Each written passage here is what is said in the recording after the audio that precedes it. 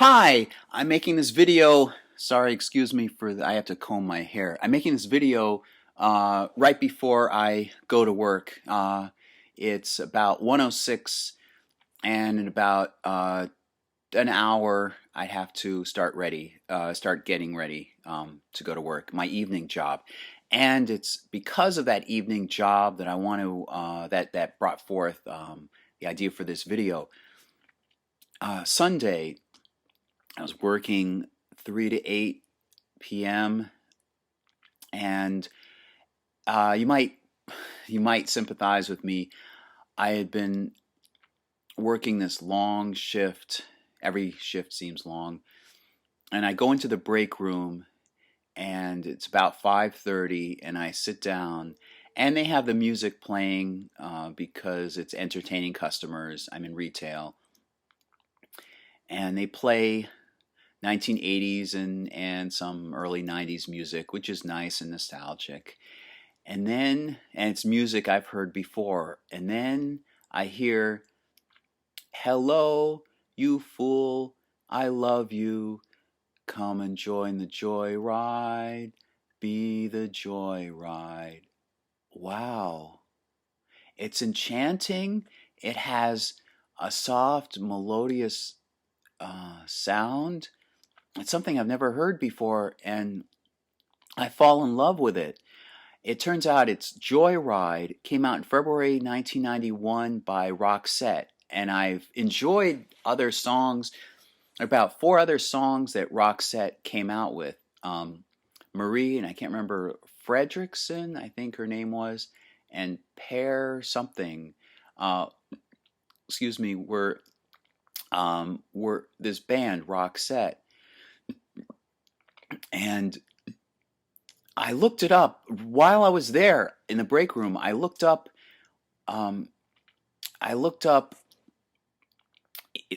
song in Wikipedia, and it said it was inspired by a note somebody had left, precisely with the words, "Hello, you fool, I love you." I think that's what the note said. Anyway, there was a reviewer at the time who compared it to the Beatles. And the Beatles, I've heard as having this knack for creating songs that seem obvious to have been created, but you sit down and you actually create some of the songs that the Beatles wrote. It's hard. I mean, it seems tricky. So I agree. This song sounded as free and as open and inviting and enchanting as a Beatles song. So I wanted to talk about that, and that dovetails into some of the other stuff I wanted to talk about that's been happening with me. I want to talk about the way the song captured me, and all right, I felt very free, and then I saw the video, and I feel free when I see the video. Um, I've been working two jobs, a morning and an evening job. I've been working Sundays at the evening job as well. I feel that my time is very constrained. I have these different things I want to work on, like my memoir and the spin-off book of 50. I'm up to about 35, something like that. Principles of a healthy life, what I think of as a healthy life. And uh, somebody's mowing out or doing something outside. I hope you can't hear that. Maybe I can come up with 100 and publish another book out of it and sell it on Amazon. I feel concerning the memoir and the principles of a healthy life book that it would be a great chance for me to finally fulfill at least some part of my life ambitions as a writer. I feel that perhaps I'll be a failure in life because I haven't I haven't gone into screenwriting or filmmaking as I wanted to. And for the past long while, I've simply gone to work, come home, enjoyed some hours, usually in front of YouTube, and done some work looking for a better job. And admittedly, the one thing that's really been a creative project that I haven't felt stymied in is cross-dressing. And anyway, the song Joyride let me feel free, and it expresses that feeling of going out in the open road, not only going out in the open road and feeling free, but Roxette is very attractive, and she reminds me of, when I'm cross-dressing, it reminds me of ambitiously what I aspire to look like as best I can. And I'm still working on that. I've gotten um, CeraVe with salicylic acid to help keep my face clean and exfoliated and so forth. Um, I'm working hard to improve my look, improve my feminine look, and you can see my previous video. I look pretty good. I look even better than that. I'm going to look even better than that.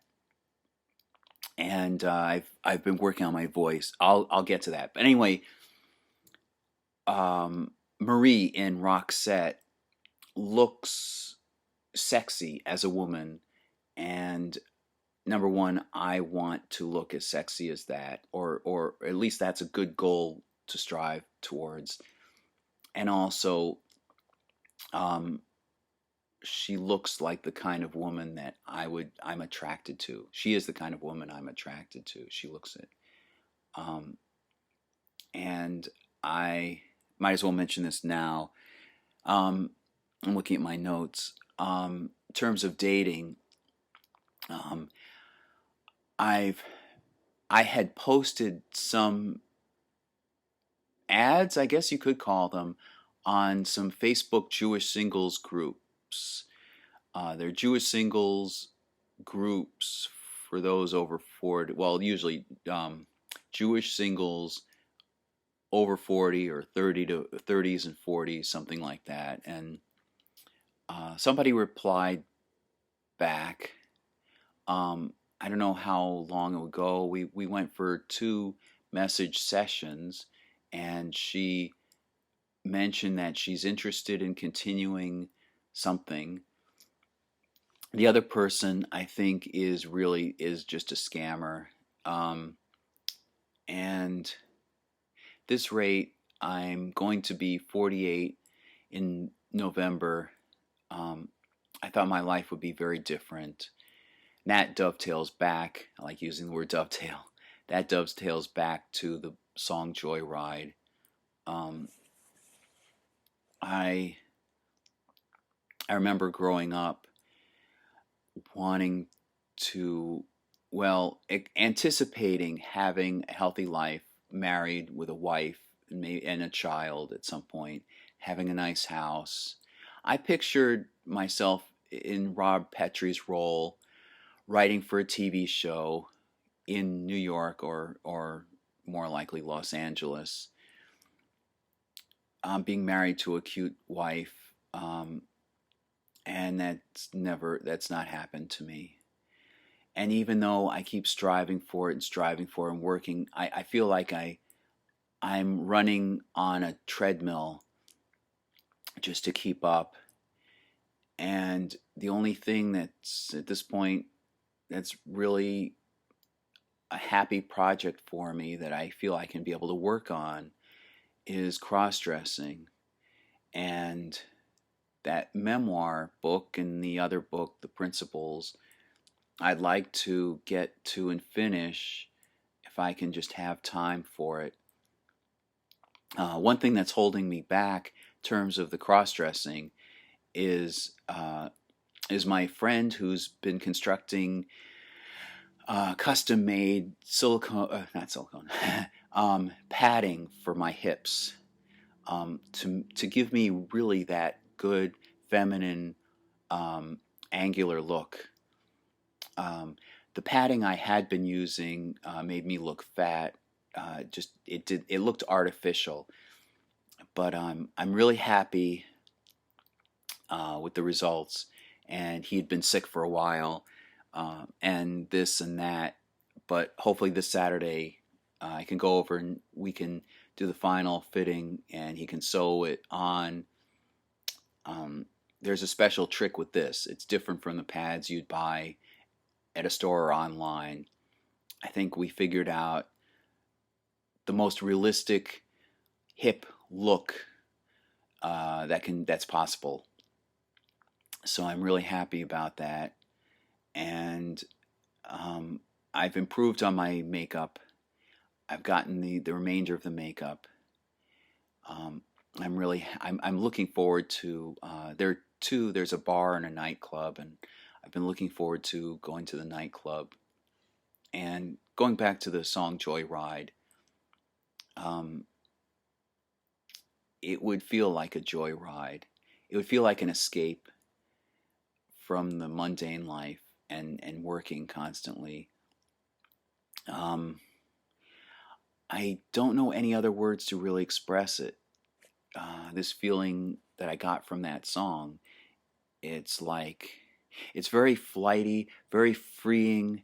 The melody is very freeing. You should be able to find it on YouTube. In fact, there's a remastered version of the song, remastered in terms of, I guess, the audio. It's the original music video, but they just remastered. It's not a newer version. It's the same, but they just improved on the faded. They revitalized the music video. So there's this powerfully freeing feeling from the song. That's, I guess, how I've been feeling. I'm going through my notes here. It's like another world. If I haven't mentioned that already, it reminds me of like escaping to another world. And that's so different from the mundane, the monotony that I've been feeling day after day after day. And I've been improving on my voice, my feminine voice. Now I'm laying down, so it might not be that good, but I've heard compliments about my feminine voice that you've heard in my prior video. Well, just in general, but I did that in my prior video because I was dressed up. But I've looked for ways that women actually speak. Let me see if I can do some of it. It's tricky because I feel intimidated by the camera, but Samantha, it sounds so high pitched it doesn't seem real. But there's a nasal quality that I've been working on trying to improve. There's one teacher recommended that there are two songs, Talk Like a Man, that adding that in to the high-pitched voice could really make a good impact and make it sound more authentic, like this, very much like this. See, it sounds too much like I'm a bimbo, but you tell me. See, I'm trying to raise the last word that I speak so that it would sound more feminine. See, it came out. I think at the very end, it did sound a little bit more feminine to you. I hope to you, it did a little to me. So I'm trying to work on that. Okay. um, so I'll keep working on that. The cross-dressing has also helped me um, keep up with my diet. I shifted how I do my diet. My doctor, my what do they call it? Well, my nurse practitioner will probably like that. I've been drinking liquids, particularly water, more often because I heard that it does help to digest material and digest fat more easily. Not sure about fat, but digest. It helps the digestion process.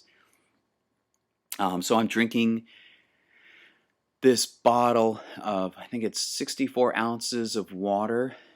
You fill it up. I got it at Wegmans. You fill it up with 64 ounces of water, and then it has times. Specifically, got one that has 7 o'clock, 9 o'clock, 12, all the way to the evening, like 9 o'clock p.m. And you're supposed to drink a little bit every couple of hours or so. And I talked about the leggings. I got some nice clothing, some nice leggings, and a nice top for going to the nightclub. And I'm really trying to blend in. Really, I'm excited. I'm trying to develop this look. I don't want to call it my drag look because a drag queen implies fancy makeup, exaggerated makeup. I'm not trying to do that. I still think of myself as a female impersonator, not necessarily a celebrity female impersonator, but a female impersonator. And I thought, I want to take this and make a gig out of it. I still want to make a gig out of it, and um, that's why the bar and the nightclub, the two different places here, the only two places I know of, I found, um, can help me do that. I want to show my presence. I want to make a name for myself. And I've mentioned in an earlier video that I've already been using the name Samantha. It's taken from the TV series Bewitched. I took that name because in the show, Samantha is a witch. She's very attractive. She's smart. And she's nurturing. She's sensitive. She's optimistic and pleasant. So those are the traits that I think are in myself. And I think of in terms of a woman that I'd like to meet and I'd be attracted to. So this is that, I can't remember what you call it. When you have a crush or a desire, you like have an urge to feel like a woman. I can't remember the name. There are two terms for it that somebody came up with. Anyway, like you're attracted to yourself as a woman. Can't remember the name of it, but anyway, it's like somebody described it as a target. Like the target of your affections is reflected back at you. Like you're attracted to think. You're attracted and turned on to this image and this feel and this sensation of being a woman. Um, anyway, so that's where Samantha came from. And then I need some last name and a good stage name. I came up with Shekhinah. Shekhinah in Hebrew, Shakhan means dwelling, and Shekhinah in Kabbalistic terms, because Kabbalah is Jewish and it has definite Jewish roots. It's part of Judaism. Um, it's the feminine form of Shekhan, and it is the presence of God in our world.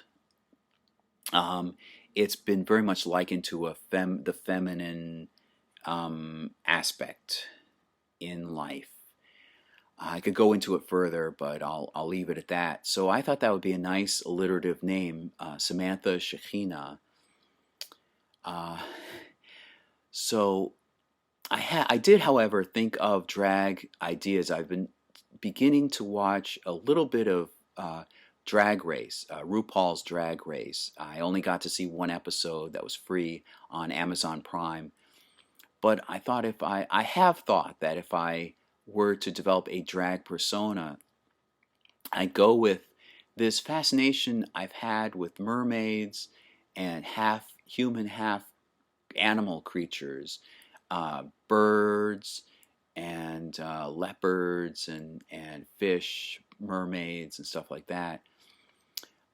I thought maybe I could go that route, and I've also been attracted to the feminine costumes in Star Trek, particularly science fiction, particularly in Star Trek. Um, these these weird costumes. I thought maybe if I could get one, get a breastplate, a fake boob breastplate, but have a third boob, a third breast in there, and make like a science fiction type of drag persona. I'm not the only one that's come up with that. Now, of course, I mentioned on YouTube. Now everybody's going to do it. Um, but those are the two drag personas I've thought of.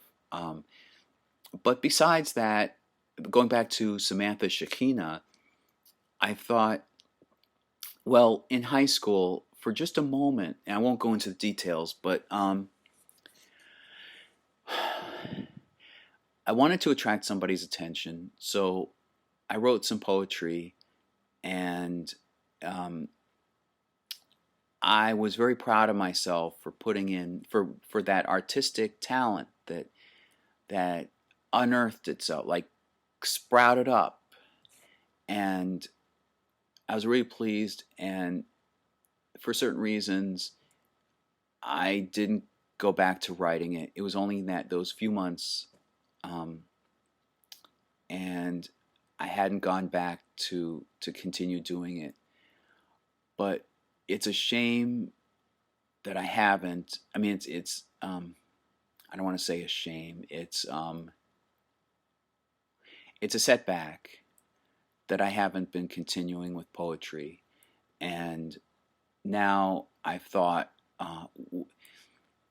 improving and developing that feminine voice requires some pitch and some breath control.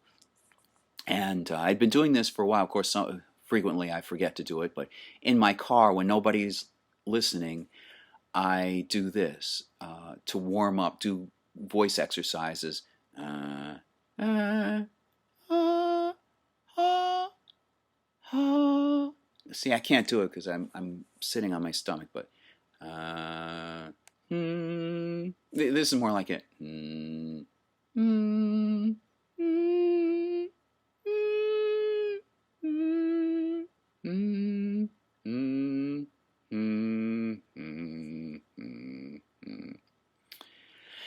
And that's probably good exercise in general for your voice, although you don't want to do it too often to strain your voice. It would strain your voice.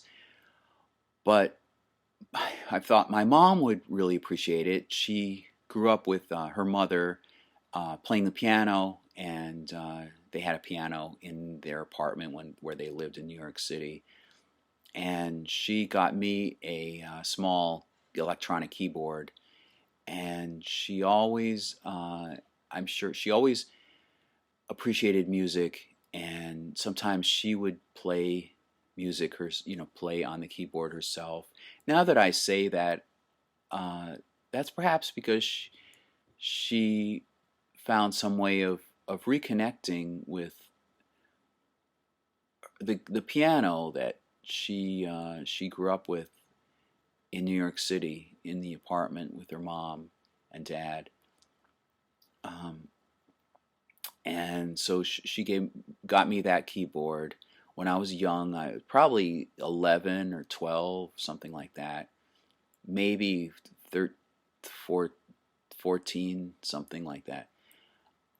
And I had a recorder. I had a flutophone. I had two recorders. I had at least two recorders. I had a flutophone, a recorder being one of those things that's like a flutophone.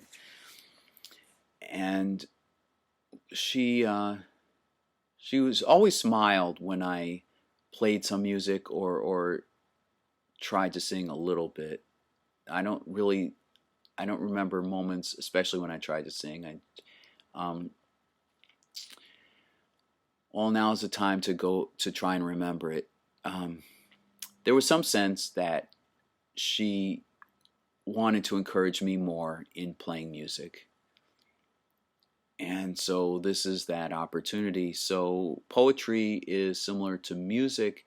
I want to write songs, and if I don't get into novel writing or book writing or screenplay writing, TV writing, at least maybe I can write these songs, and maybe as a gig I can do what other drag queens have gotten into, like RuPaul got into writing performing songs and writing them. I think she wrote them. He wrote them.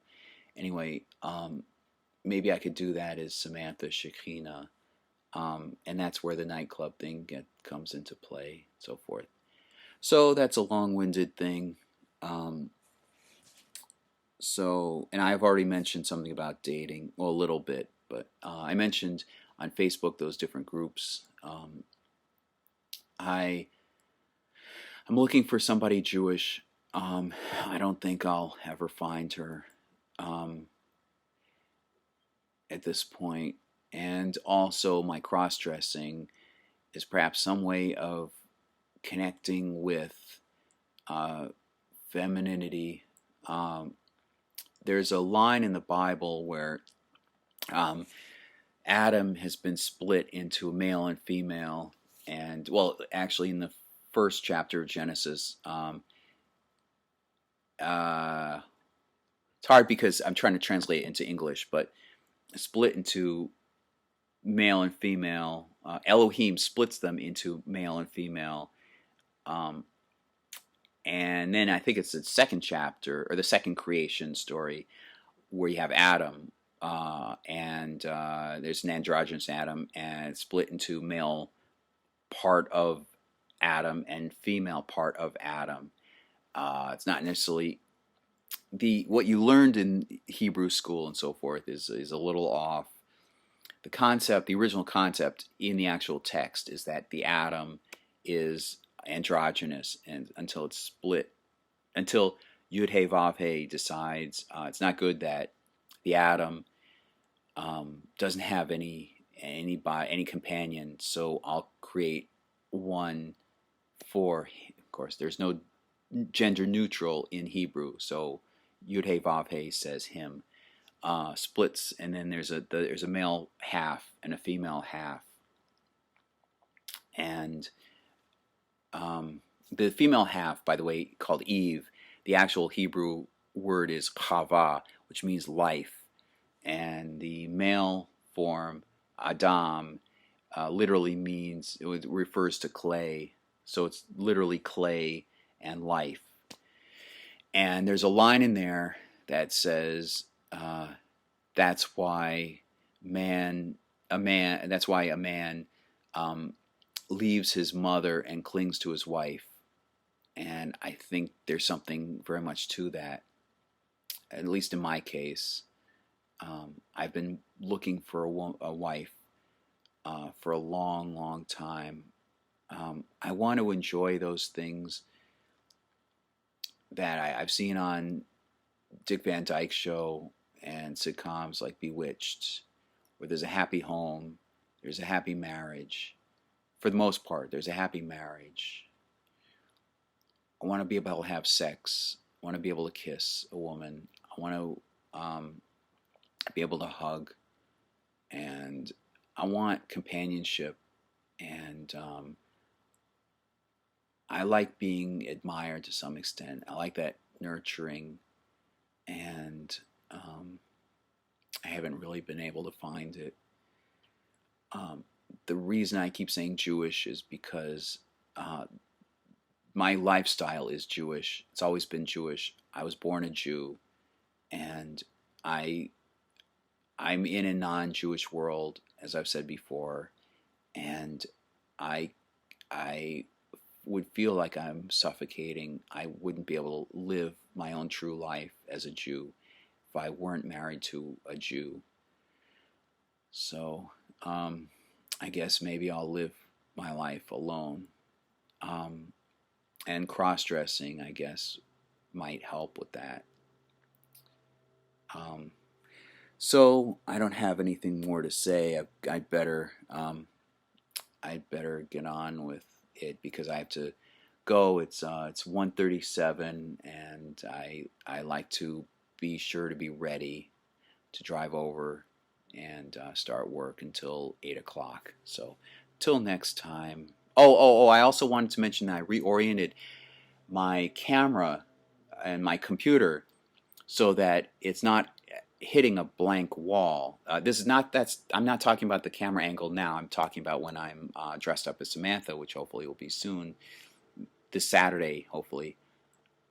So it's angled at a corner. It's angled towards a corner of the room, uh, and I'll put up a painting of a mermaid because I like mermaids, and dressed up as Samantha. I have been feeling as though that's an opportunity to express the feminine aspects in my mind and the things that I would feel embarrassed or people would laugh at. Um, I've always been attracted to mermaids, and my favorite color is like violet. Um, I think it has to do perhaps with vibrations. I always link it with being a child somewhere in some, not parade, maybe it was a parade, some outdoor like 4th of July event. I saw this very vibrant dark purple, and I've been enamored by that, and that's why I say it's my favorite color is purple. Maybe it's violet. I want to find the right shade. It's a dark purple. It's not a light pink. It's a very rich dark purple. Before that, my favorite color, along parallel to that, my favorite color has also been green. Um, very natural, and green grass and so forth. I also think of the first movie I'd seen in a theater, which was Return of the Jedi, in which Luke Skywalker has a green lightsaber. Something about green is very shining and powerful, and I think maybe uplifting and optimistic. I think of purple as being part of royalty. It's very vivid. There aren't many things that are purple. Anyway, it captures my attention, and it comes across as gay or feminine or whatever. Um, so I would feel awkward if I had that in male mode. But as Samantha doing those videos, I wouldn't feel like that because I'm trying to play a role and play a part, like bring out the things about myself that people would call effeminate, like the mermaid picture and so forth. So, in a plant, and try and make it, blend in with the feminine look, like what a woman would have. If you were looking at a woman's room, what would it look like? So dress it up and make it authentic, because when I'm cross-dressing, I want to look as authentic as possible. I'm doing the voice, I'm doing the appearance, I'm doing the smell, the perfume and so forth, and the touch. And as long as nobody's tasting me, or what's the other thing? Smell, sight, sound, taste, touch. As long as nobody's tasting me, I think I'm fine. Okay, all right. So I'll see you later. Bye. Oh, there's one more thing. I'm glad I remembered this. I was looking over, I saw the Duran Duran song Hungry Like the Wolf on my TV. I've got YouTube connected to my TV. I wanted to say something my mom was probably very proud of, and there's also somebody else that is probably very proud of this, that in terms of music, in terms of composing music, I'm practicing my singing voice, and I think I might be able to go further dressed up, cross-dressed than I would as a guy. I think people probably just respond to music, especially the kind of music I would write, from a woman than like a woman appearing person than from me as a guy. Anyway, it's a clever, gimmicky thing, and just seems like fun cosplay. Wonder if I could pull it off. But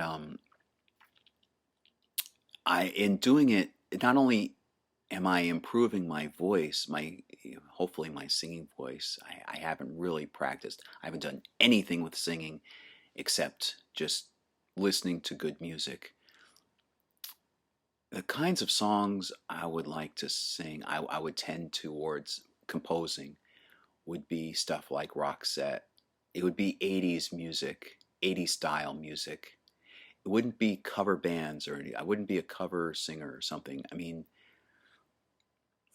that kind of melody, uplifting, positive, things that really, the tunes that really are memorable and thought provoking. Um, Duran Duran and Billy Joel and Elton John, so forth, be that kind. And Tears for Fears, I keep thinking of Tears for Fears. Very introspective, very, very much from the heart.